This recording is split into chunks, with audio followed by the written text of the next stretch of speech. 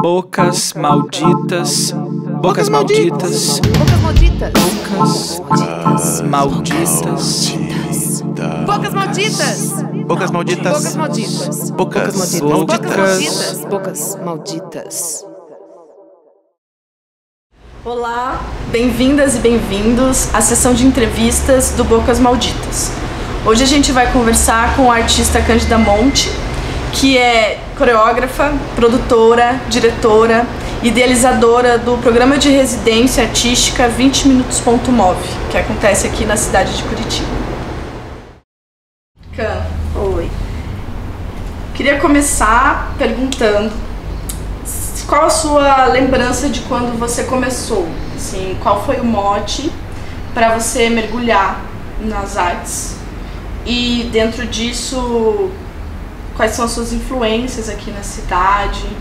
Falar um pouco sobre a sua formação, sua trajetória. O meu primeiro desejo de me profissionalizar como artista foi quando eu estava no... Eu já dançava em grupo de academia, assim, de jazz, street dance, festival amador de dança. E eu fiz uma viagem para fora, para Nova York, passei 2 meses. E voltei, larguei a faculdade e falei, quero ser artista. Isso foi em 95 ou 96, não lembro.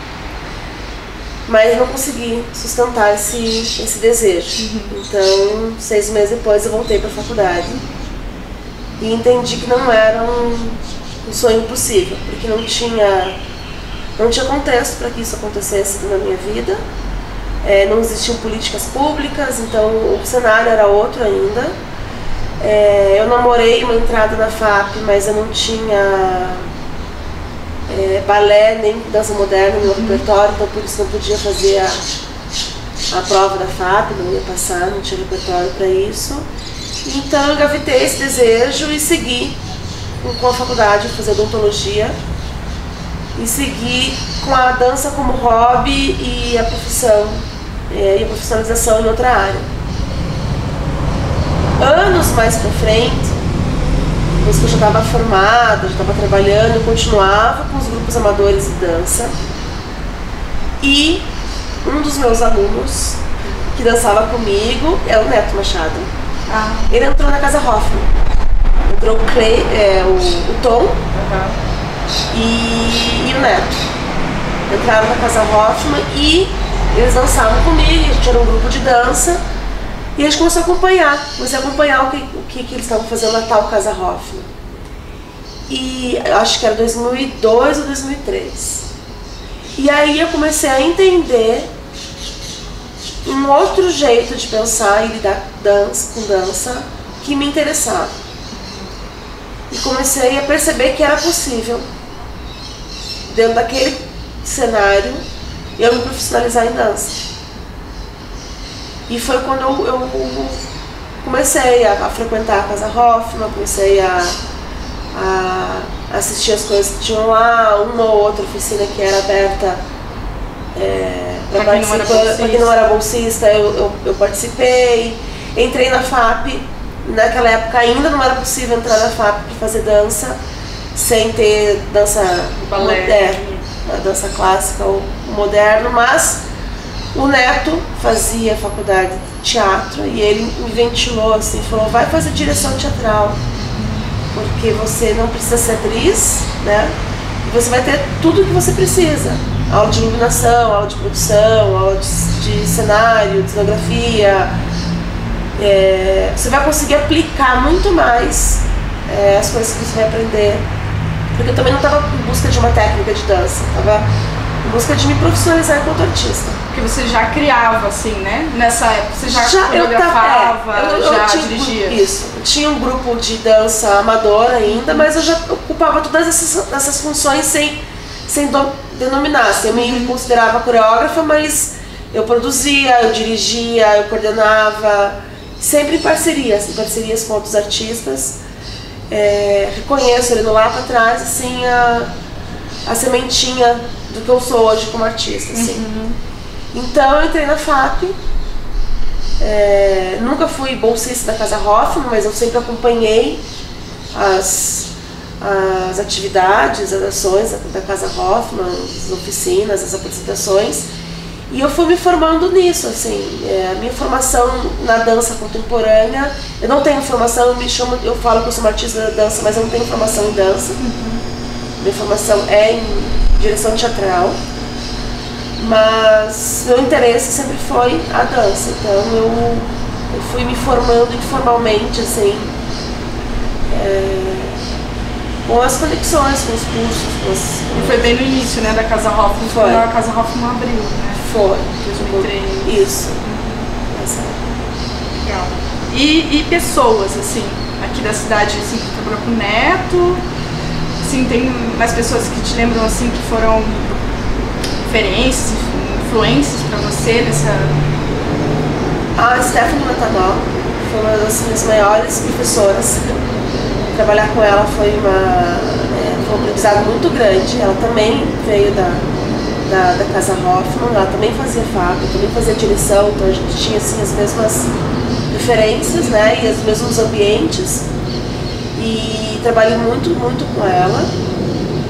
E o Ricardo Marinelli também, antes de eu entrar no Couve-Flor, era um artista que me provocava, assim, me chamava para participar das coisas que ele estava propondo, para me envolver, para dar palpite, para colaborar. Então, todos os artistas do Couve-Flor ali, a gente trocava muito, né? Eu entrei tardiamente, né? O Couve-Flor acho que teve 8 anos de formação e eu participei como artista Couve-Flor de 4, mas antes eu já estava, porque como eu trabalhava com a Stephanie, trabalhava com o Neto, trabalhava com o Ricardo em produções deles, eu já estava ali, já estava ali me infiltrando e colaborando com eles, mesmo que indiretamente, ou mesmo que não contratualmente, assim, né? Mas você estava não estava dentro do Couve-Flor, assim, mas acompanhou todo o processo. Assim, e depois, né? Depois eu fiz parte realmente do coletivo, entrei pro coletivo e a gente ficou 4 anos também, daí uma troca mais intensa, assim, né? Os projetos de cada um, os nossos projetos coletivos.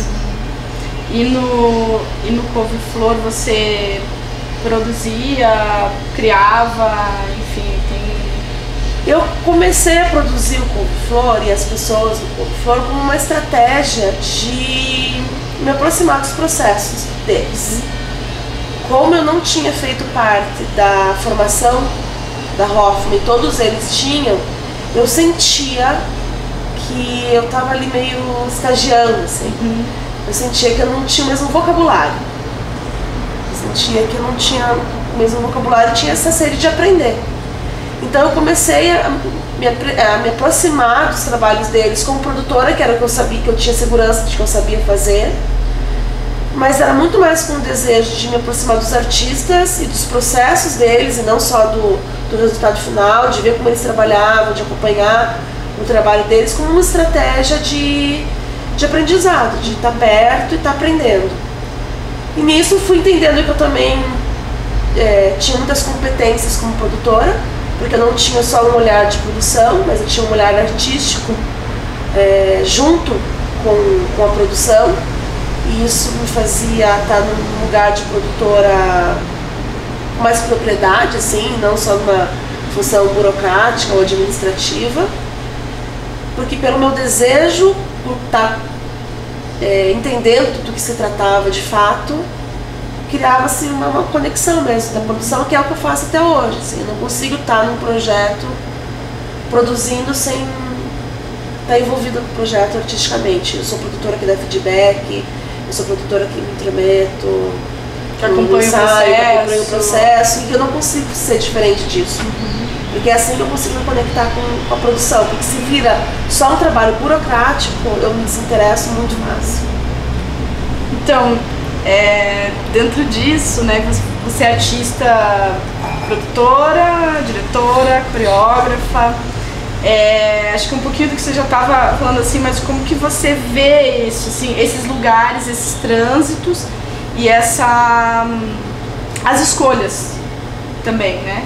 assim, dentro dos projetos ou com os trabalhos que você se envolve? Se você vê, né, você já falou que você que isso não tem uma separação, assim, né? Mas nessas escolhas, assim, o que você vem trabalhando mais como produtora e tem criado coreograficamente, enfim, esses trânsitos. Ano passado, eu fiz parte de uma... Agora nem lembro mais se foi ano passado ou ano retrasado. Acho que foi ano passado. Eu fiz parte de uma residência em São Paulo do Ricardo Basbal, que é um artista visual. Que ele tem um conceito que é do artista, etc. E a Cláudia Miller, que é uma artista carioca, ela fez a curadoria de um programa lá que chama Modos de Existir, que acontece todo ano no Sesc Santo Amaro. E a última edição, ela foi ano passado, mas a última edição era dançando com artistas, etc. Então ela chamou para essa residência várias pessoas, artistas, etc., do Brasil. E a gente conversou muito sobre isso, porque eu sempre falava que ser artista, etc., não usava esse termo, mas ser o que eu sou, era uma estratégia de sobrevivência. Mas depois dessa residência, eu fiquei pensando muito que eu não consigo ser uma artista que não seja etc. Não é só uma estratégia de sobrevivência. Talvez tenha sido por uma estratégia de sobrevivência que eu me articulei desse jeito enquanto artista, mas hoje em dia eu não consigo estar numa esfera só. O jeito como que eu aprendi a criar, aprendi a me relacionar e aprendi a produzir arte, seja como produtora ou como artista criadora, tá nesse lugar. Então, se me colocarem dentro de um estúdio para eu criar e não conversar com esses outros lugares, assim, eu não saio dali, assim. Não só como ser artista, porque a gente tem muito esse negócio de falar de artista independente, né? E eu sempre falava, quando eu estava no Couve-Flor, que eu era uma artista dependente. Hoje em dia eu falo ainda que eu sou dependente e carente ainda, porque eu dependo dessas conexões. Eu não consigo... Eu me lembro muito que eu ficava lá no primeiro Cafofo. Você vai falar de espaços, né? A gente tava no primeiro Cafofo e o estúdio tinha uma janela que dava pra ver. E a pessoa trabalhando dentro. E eu via como a Beth trabalhava, eu via como o Ricardo trabalhava. E quando eu falava, não, vamos lá, vou trabalhar. E ficava tentando imitar o modo como eles iniciavam o trabalho para se conectar, porque parecia que não baixava, assim.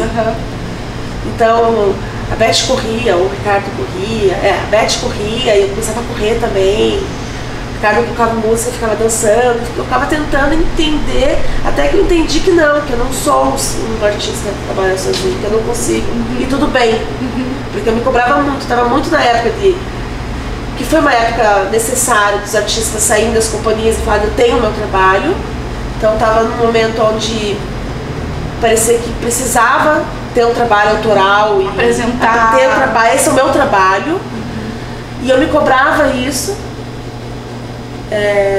mas me cobrava, mas ao mesmo tempo eu não conseguia entender que não. Tipo, eu sou uma artista mesmo que o meu trabalho tenha 30 pessoas junto. Ou quando você está produzindo, tá no escritório, enquanto o outro tá criando, enquanto essas relações, assim, você já também está criando, né? Isso de não ter essa separação. Que tem que estar no estúdio, né? Tem que estar lá no estúdio para estar só começa quando está no estúdio, né? Isso.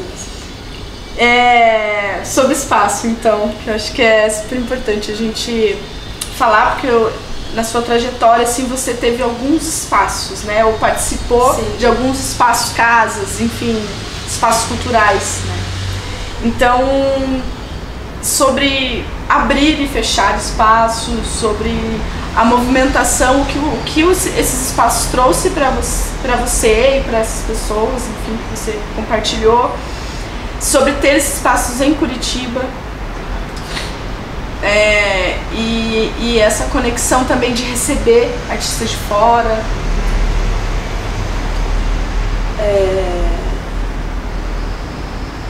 isso também não é uma coisa pensada, né? Uma coisa que foi se dando.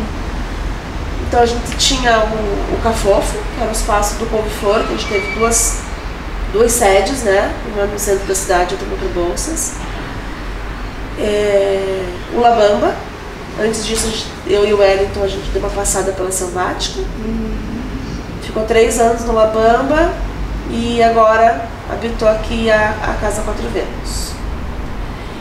Eu não sou muito social, eu não saio muito, e eu vejo que se eu não tô num lugar onde tenha esse fluxo, por mais que eu goste de trabalhar com outras pessoas, por causa hoje em dia da internet, eu acabo me exaltando, assim, me fechando, assim, trabalho sozinha, e como eu não sou... Então eu tenho muita necessidade de estar em ambientes, no trabalho, estar em ambientes onde tenha esse fluxo de pessoas e tenha esse fluxo de coisas acontecendo, assim. E daí eu vivo o lugar, né? Vivo o lugar e as coisas que vão acontecendo, eu sou muito entrona, eu vou entrando nas coisas, eu vou me apropriando, as coisas vão se apropriando de mim também, então a gente vai tá produzindo junto, criando junto, porque eu tenho também muito disso, assim, de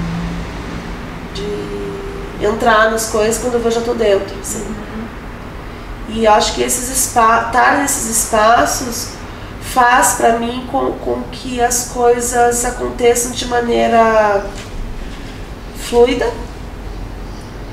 e faz com que conexões que eu não programei aconteçam, assim, pela convivência, pelo estar junto, parar para tomar um café, o que aconteceria num bar, como eu não frequento um bar, acontece nesses espaços, tá trabalhando, deu um intervalo, senta aqui, vai tomar um café, conversa com outra pessoa que estava ali ensaiando, dá feedback, enfim, aprofunda, de repente já está em lugares que não são... E os lugares que você pensa, programa e faz, assim. E esses espaços nessa trajetória com os projetos, né? Que é isso, você fala que está no espaço e se envolve com quem está ali, enfim. Tem esse caminho também, assim, teve o Couve-Flor e teve uma série de projetos, pessoas que passaram ali, e eu vejo, não sei como eu acompanho, né, um pouco de longe perto, assim, esses ciclos, assim, dos projetos mesmo, assim, o Couve-Flor com as 2 sedes, e daí o Labamba já veio... outros projetos, que é o 20.9 também, que eu queria que você falasse um pouquinho, mas as características, assim, sabe, essa relação do espaço com a produção, com a criação, né, dessa interferência, como ela se constrói junto, assim, dentro desses projetos, dessa sua trajetória, né, o Couve-Flor, o 20 Minutos, e eu lembro que no Labamba, assim, tinham também muito claramente, assim, outros projetos habitando o espaço, né? Sim. Não tô confusa aqui, mas deixa eu pensar como é que eu organizo isso. Do mesmo jeito, eu acho que isso, o espaço também faz com que o espaço pede a demanda que vai ocupar. Então, 20 minutos, quando ele aconteceu no Couve-Flor, foi diferente de quando aconteceu no Labamba, foi diferente de quando aconteceu agora, que a gente não tinha uma sede nossa. Então, do mesmo jeito, eu vejo que eu me adapto nas funções de produção, criação, eu também me vejo como esse espaço também, como é que ele se configura dentro daquilo, como é que ele atende aquela demanda. E é isso, ele atende de uma maneira que se constrói junto, né? Então, eu não tenho apego. Eu lembro, esses tempos eu estava olhando no Facebook, tinha lá um post do fechamento do Labamba que eu escrevi, que a gente estava encerrando. Eu falei, esse post aqui é sem drama, porque eu sei que a gente fecha uma porta, daqui a pouco fala que nunca mais quer, e daqui a pouco tá abrindo espaço de novo. Sorte que abriram um aqui na casa da 4 vezes, não precisei abrir. Mas eu não tenho um apego, assim, porque eu entendo também que as coisas vão acontecendo porque elas têm que acontecer. Então,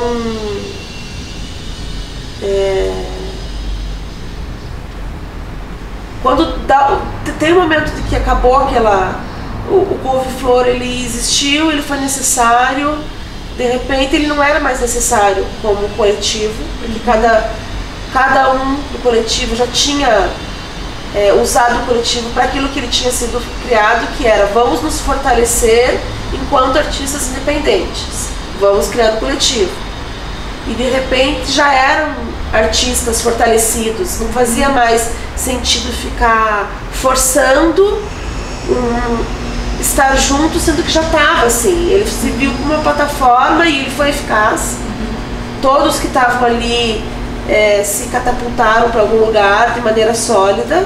Seguem trabalhando com arte. Então, assim, serviu para o que era para servir, e no momento que deu, se tivesse insistindo, talvez teria, eu acho que é um entendimento mesmo. Deu, foi o suficiente, não é que acabou porque não deu mais certo, deu certo para aquilo.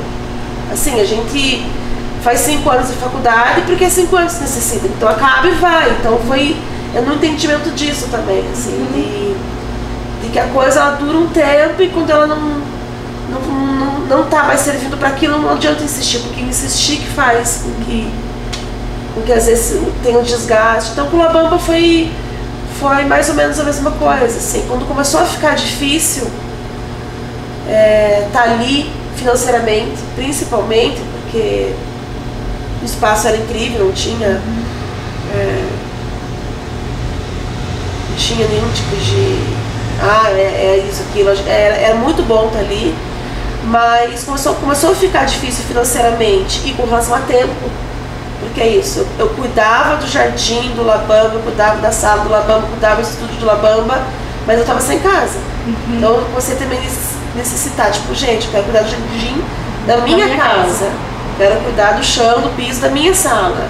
Então quando a gente começou a entender que o tempo ali já tinha dado, a gente fechou, e foi bem na época que eu estava abrindo a 4 Ventos, 2, 3 meses depois, estava abrindo aqui, e a gente, pra mim, vim pra cá sem nem sentir muito a falta, assim, de ter perdido um espaço, assim, porque foi isso. Seguir também, seguir, bem isso, seguir.